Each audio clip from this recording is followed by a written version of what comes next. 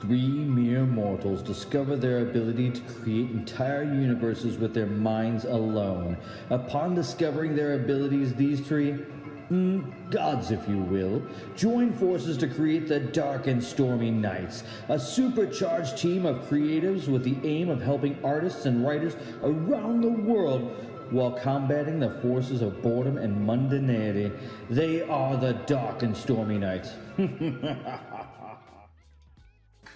Ladies and gentlemen, welcome back to the Dark and Stormy Nights. This is Loki. And this is Tyr. And Tyr has an exciting story for you today. I don't actually remember all of it because in our time it's been 2 weeks. In your time it's been 1. So I don't remember where we were going with this. So I'm kind of excited to hear what happens. Yeah, well, we left off with your scene where they were escaping the Fristvarger in the bar and getting some answers about the Bodak, and then the news station pulled up some interesting things happening in the city. We'll have to tweak up that chapter a little bit, but I think the heart of it is there. Mm-hmm. You know, so because I agree with some of your ideas and stuff, but you know. Mm-hmm. All right. So, are you ready for us? Do you want to just jump right in? Go ahead and start reading? Yeah, go ahead. Did you want me to find a breaking point, or do you want me to just... That is completely up to you. through? Whatever feels best to you. If you want to break somewhere in there, I know you've got a rather large chapter, so if you want to cut it in half, that's fine. It is. I don't know if there's a good breaking point. We, for some reason, have a little buzz all of a sudden.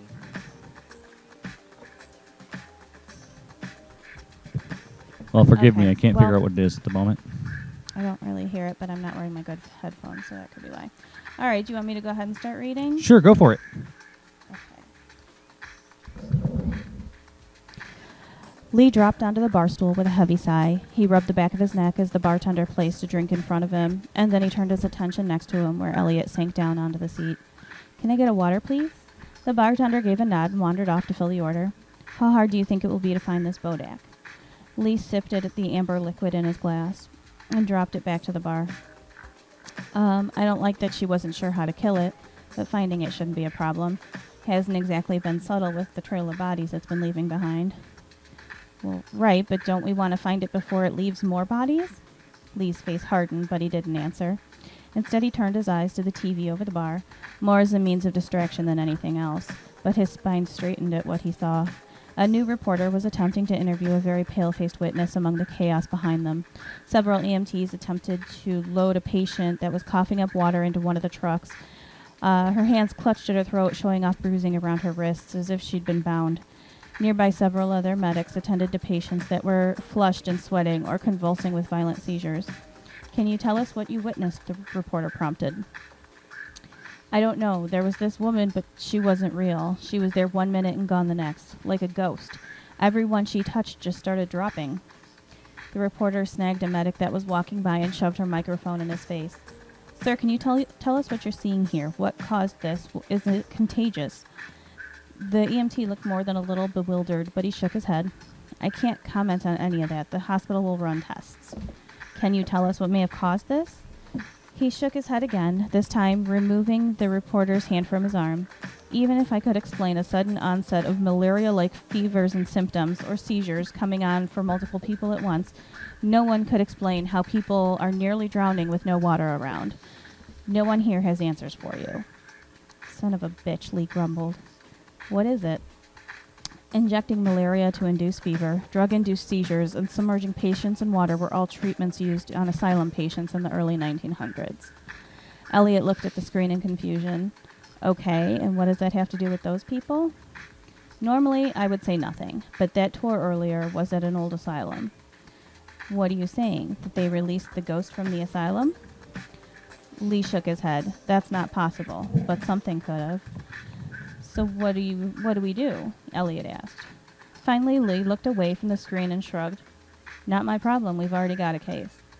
Elliot opened his mouth to argue, but was interrupted by Gary, who flopped dramatically onto the stool next to him.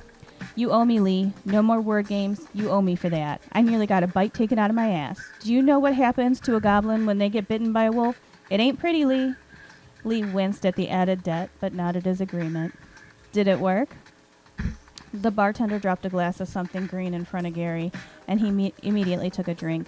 The thick liquid clung to the glass like molasses as it slowly slid back to settle at the bottom.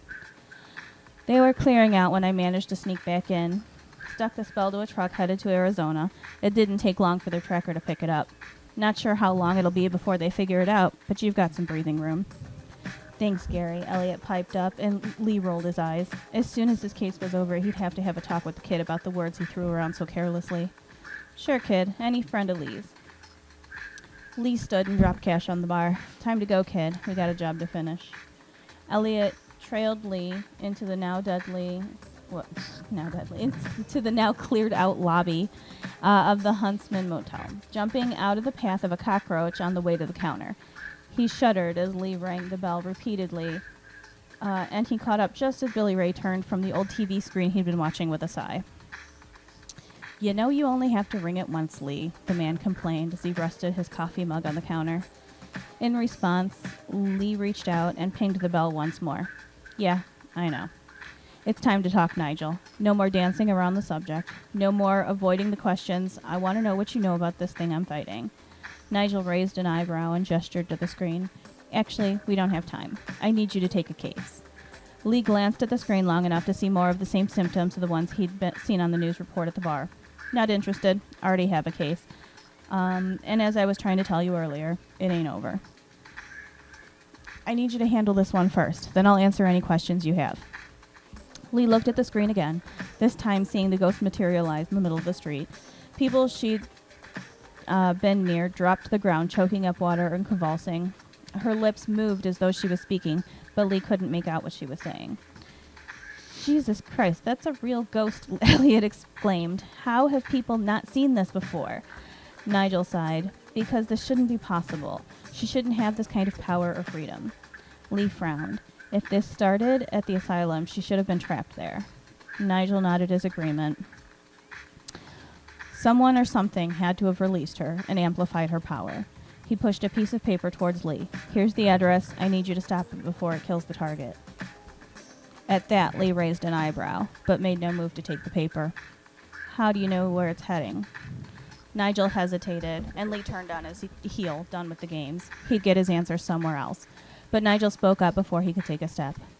Because I know who she is. Or who she was. Who was she? Elliot chimed in, his eyes fixed to the screen. It doesn't matter, we already have a case, Lee insisted. She was the wife of one of the Combine sorcerers, Nigel continued anyway. Lee ground his teeth. He wanted nothing to do with the case, but between the target and the fact that something had to have let her loose, he couldn't afford to walk away without getting more information first. Spill, he barked at Nigel. The man raised his chin and smoothed down the lapel of his tattered bathrobe. Her name is Anna Linden. She was born of a deluded witch line. Her heritage granted her knowledge but not power. Despite her lack of ability, Anna was a lovely young girl, and at the age of 16, she caught the attention of a much older sorcerer. In an area that her family had known her family for generations. They married shortly after, and the sorcerer settled into a life among the humans. Lee scoffed. Life with the humans? You're telling me a sorcerer humbled himself enough to live among those who saw him as an equal? I call bullshit. If there's one thing sorcerers have in common, it's an ego to match their power. Not precisely.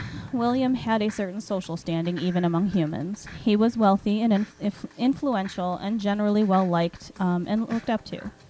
Great. Where does the ghost come in? Nigel cleared his throat. William was quite well-liked among his peers, but also among the ladies. In public, William and Anna were the perfect couple. I'm afraid that behind closed doors was a different story. Eventually, after William had already decided to run for public office, Anna decided that William had to choose between his mistresses or her. She wanted a divorce. So William used his magic to alter her memory of his transgressions. Elliot's eyes widened and Lee snarled. Jesus, Nigel, that's illegal. Back then it was more frowned upon than an actual rule, especially in domestic situations. You mean when used to control a wife? Nigel rubbed his forehead. I'm not condoning it, Lee. I'm just reminding you that things were different back then. And if it makes you feel better, his magic didn't last. She might have had no power, but Anna still had magic in her bloodlines. It was enough to wear down the intrusive magic eventually, and when her memories came back, she was twice as angry. Understandably so, but William decided his only recourse when she threatened to expose him was to reach out to the asylum and tell them his wife had gone crazy and thought magic was real. Elliot made a strangled sound. So he used magic to mess with her head and then told people she was insane when she found out. He looked at the chaos on the screen again. Lee, I think she's earned this. Lee crossed his arms over his chest. Can't say I disagree. Lee, she's hurting innocent people.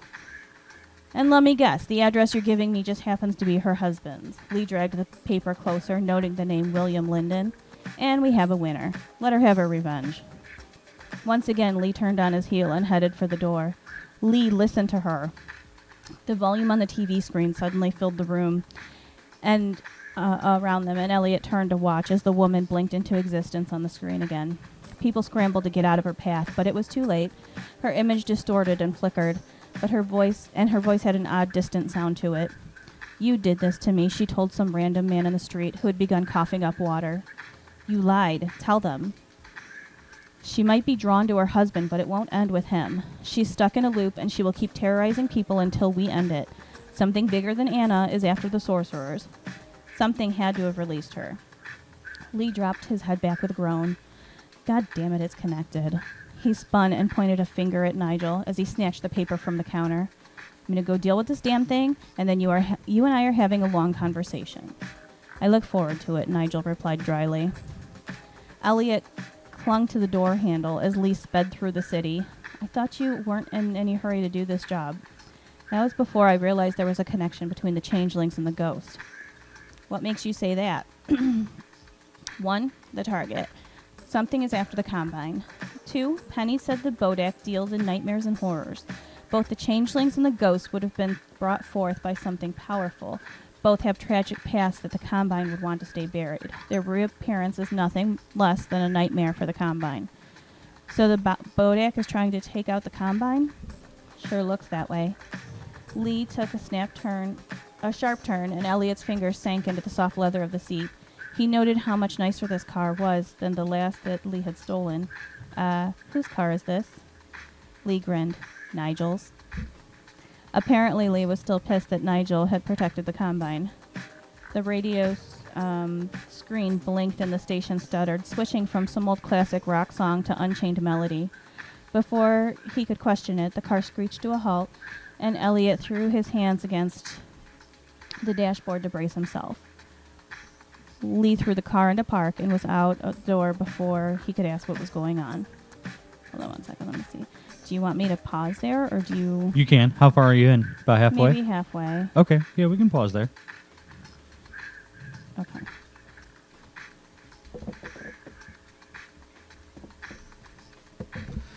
Okay. Anything you want to change so far? No, I like it so far. So, Unchained Melody for Ghost. Yes. So Entropy has a sense of humor. I couldn't think of anything else. I didn't know what to do. You're the music expert. I should have bounced that one off of you. Well, I was a DJ for like 8-10 years, something like that. I don't know.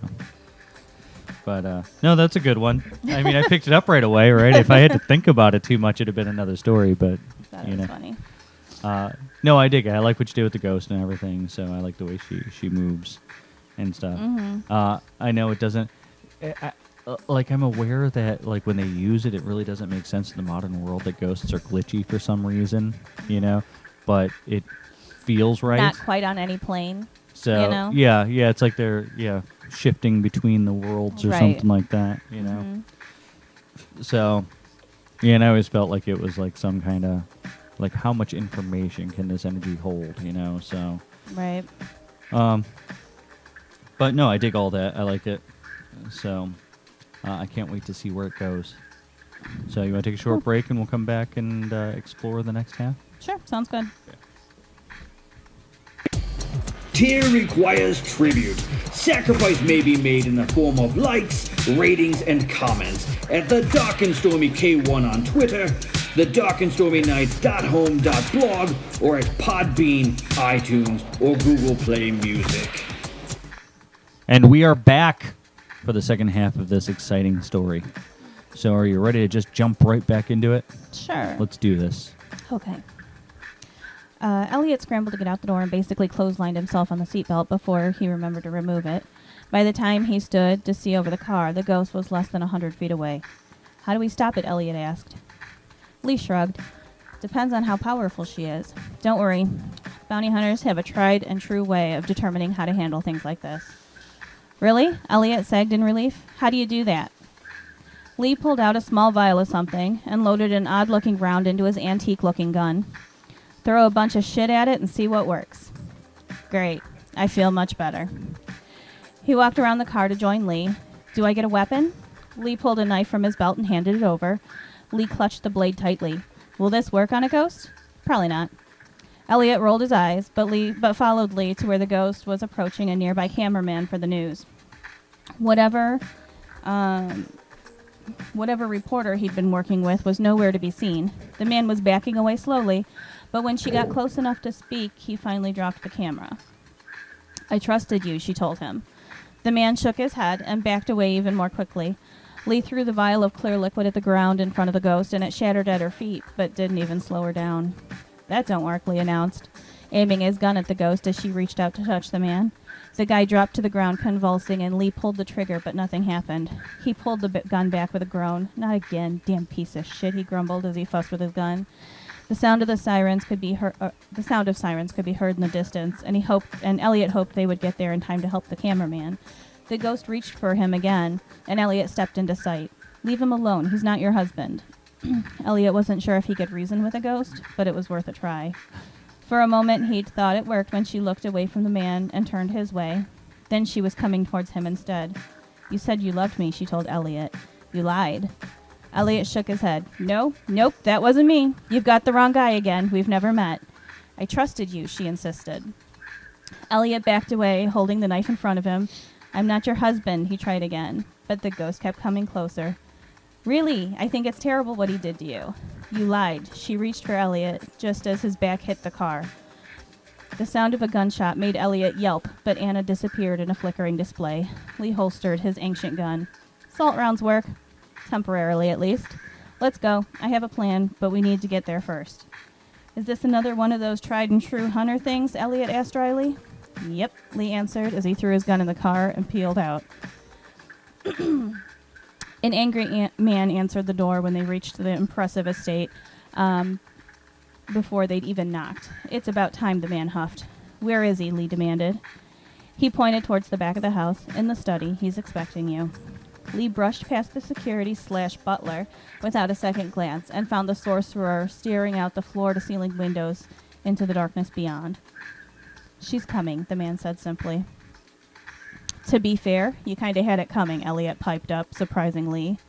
The sorcerer turned to face Elliot's judgment as Lee got to work setting up his plan. The man eyed the younger man for a long time, and Elliot suddenly remembered how powerful he was, and he squirmed under the attention. Perhaps I did, the man finally conceded to Elliot's surprise. Lee stood and grabbed Elliot by the arm. Excuse us for a moment, Lee grunted as he dragged him into the large hall. What? Elliot asked. Lee arched an eyebrow. First of all, sorcerers are insanely powerful. He might look like a man, but he's far from it. So you're saying I should be more careful when reminding that he deserves this? Not at all. That part was impressive. I'm just reminding you to get the hell out of the way when he shoots a lightning bolt at your ass. Elliot paled. He can do that? Lee shrugged. They can do a lot of things. Second, it's time. And is it me, or does she look different? Elliot spun to see the ghost moving closer. Her image was less transparent. She almost glowed. That can't be good, he whispered. Anna moved closer. I trusted you, she told them. A noise in the study next to them drew her attention away from Lee and Elliot, and she immediately redirected her attention at the true target. You lied, she told her husband. Lee and Elliot followed her into the room, where William stood frozen in front of her. You said you loved me, she told him. I did, Anna, William uttered in a choked whisper. You lied, she answered. She reached for him, and though Elliot knew what was coming, none of them moved. Her glowing fingers reached out inches from his face. William's eyes fell closed, but he didn't move, even when her fingers jerked to a stop. Anna screamed in frustration, sending chills down Elliot's spine. She spun and faced the bounty hunters and moved their way instead. once again getting stopped by the trap she was now stuck in. Lee had closed her in while her attention had been on William, and she had no escape. Now what? Elliot asked, while Anna searched for an escape from her new prison. Lee shrugged. Now we use that tried-and-true hunter method to figure out how to get rid of her. Elliot winced. Like, get her to move on or something, right? Lee rolled his eyes. Sure, kid. You can help with the research. See if you can find a way to move her on. William finally pulled his eyes away from his now enraged wife. There's a library on the second floor. You might find what you need there. Lee nodded, and Elliot followed him into a huge room full of leather-bound books. He skimmed the shelves and then dropped a heavy book into Elliot's arms. Elliot settled into a chair, scanning the contents, while Lee skimmed through a few of his own. Finding anything? Lee asked sometime later. Elliot shook his head. This seems to be more about the undead than ghosts. Lee arched backward, stretching out his spine with a groan. Yeah, not having much luck either. Got a couple ideas we could try, though. I'm going to take a leak. Ask the sorcerer if he has mandrake on hand, would ya? Elliot stood and headed for the stairs, making it halfway down before the lights began flickering. He dashed down the rest of the steps and skidded to a halt in the entrance of the study.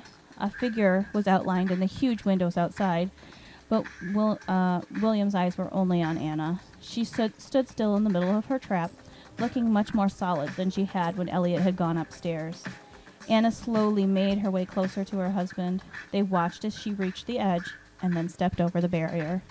Elliot gaped as at the escaped ghost, if she was even a ghost anymore. Oh shit, he whispered, as Anna reached her husband once more. I trusted you, she told him. William stepped back. Anna, please don't do this. His words choked off as he began coughing up water. His hands came up to cover his mouth, his wrists covered in bruises. Anna, stop, he begged through his gasping. You said you loved me, she accused. Her voice was much stronger now. I did, William insisted, even as Anna finally came within feet of him and threw herself at the husband who had betrayed her. Elliot scooped up a handful of the salt on the floor and threw it at Anna as she scratched and attacked her choking husband, but the pellets bounced off their bodies with no effect. Shit, what do I do? He asked. A thundering and blinding flash of light filled the room, illuminating the figure outside once more, just as Lee came skidding to a halt next to Elliot. When the spots cleared from Elliot's eyes, William was alone on the floor, coughing but alive. Son of a bitch, Lee snarled as he ran out into the garden beyond the window. The motion lights lit up outside at Lee's presence, but whatever had been out there was gone. He stomped back into the house as Elliot helped the sorcerer to his feet. Is she gone? William dropped into the chair.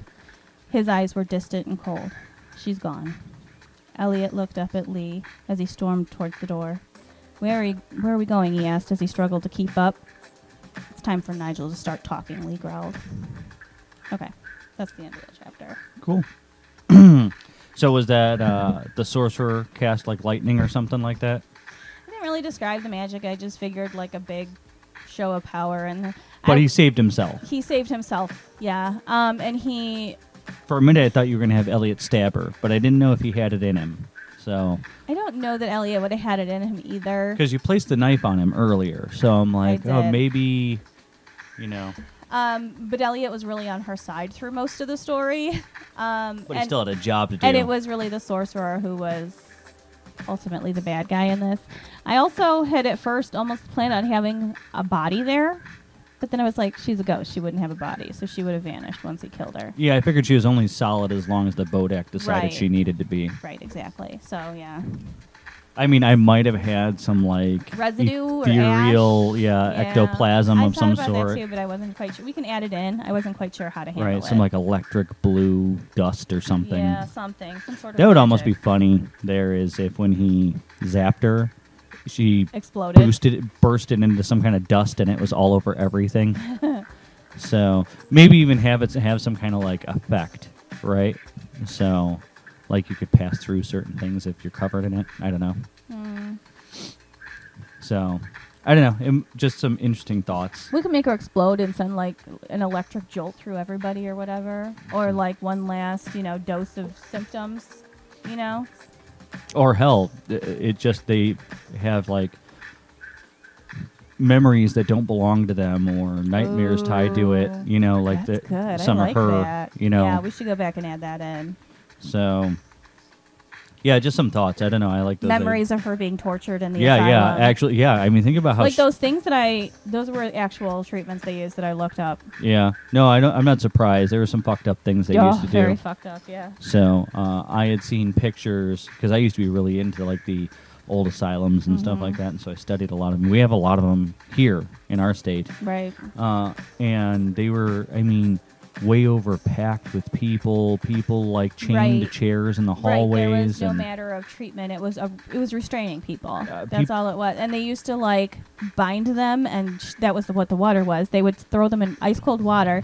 Sometimes they'd leave them there for hours. Yeah. Like And people would found in the water. like dying was a thrown regular part of under everyday shower life. water. Yeah. There was some who thought that removing pieces of their body would help get rid of the crazy. They pulled teeth, they removed tonsils, they started taking pieces of organs.